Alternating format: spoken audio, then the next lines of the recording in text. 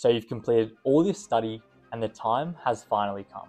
Your exam is tomorrow. Your preparation is all complete, but your exam performance can actually be drastically improved or worsened depending on how you use the hours in the lead up to your exam. Here is my routine in the lead up to a university exam. So I actually have my own exam tomorrow, and I'm going to show you what I do before my exam to optimize for mental focus and clarity, and hopefully it can help you get that high distinction. And this routine starts the night before.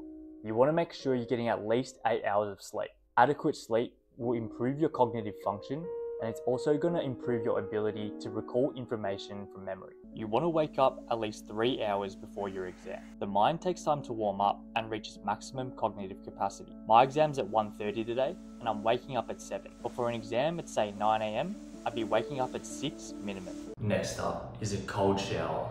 This is going to really increase your brain's focus and alertness throughout the rest of the day.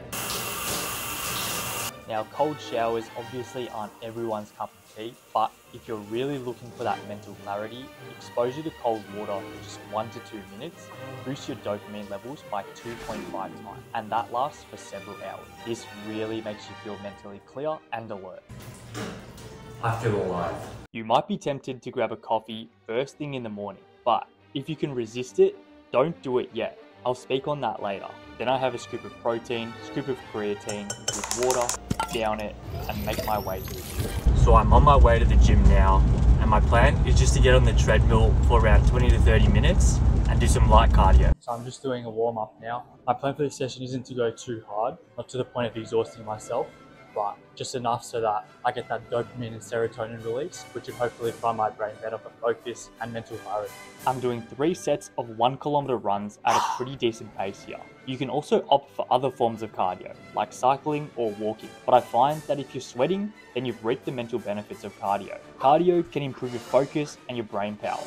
It enhances blood flow to the organs in your body, and more blood flow to the brain is going to help you focus better. Physical activity also triggers the release of dopamine and serotonin in our brain, which improves our mood as well as decreasing stress levels. And as planned, we've gotten nice and sweaty. I'm feeling good. Could I please get a small almond cappuccino made extra hot? Yeah, small almond cap, extra hot. Anything else? That was it, thank you. So just now, I've acquired my morning coffee.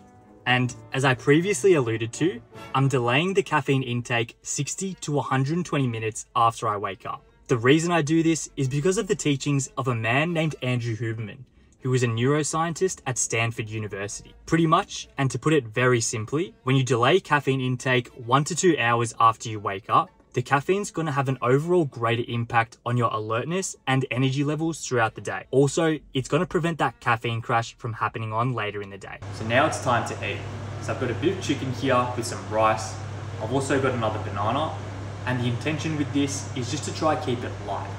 So I don't want to go into the exam feeling too sluggish. And if you're eating junk before the exam, it's going to definitely take a toll on your mind. And much like how your body needs energy to do physical activity, your brain needs energy to do mental activity. So eating the right foods is going to make sure that your brain power is maxed out for that exam. Now, if you've got the time, it's always a good idea to do some light revision just before you go into your exam. This way you're going to get those mental juices flowing, but you don't want to go to the point where it takes too much mental willpower. You want to save that for the actual exam. What this looks like for my exam today is reading problem questions and then just briefly noting the issues and how I would structure a response to the question, but without actually getting into the full gist of it. So it's getting closer to 1:30 now, which means my stress levels are very slowly increasing. So what I like to do is fit in a 5-minute meditation just before I leave to go to my exam.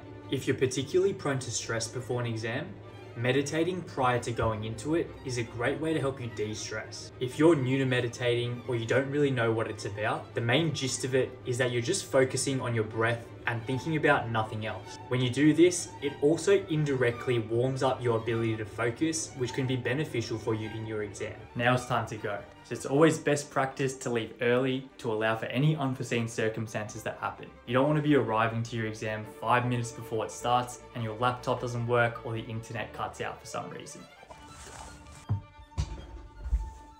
So I've just gotten home from my exam and I think that one went pretty decent. I think the level of focus and alertness I had came down to how I used the hours in the lead up to the exam. So I hope you enjoyed that one, and if you have any thoughts, let me know in the comments. I'll always read them.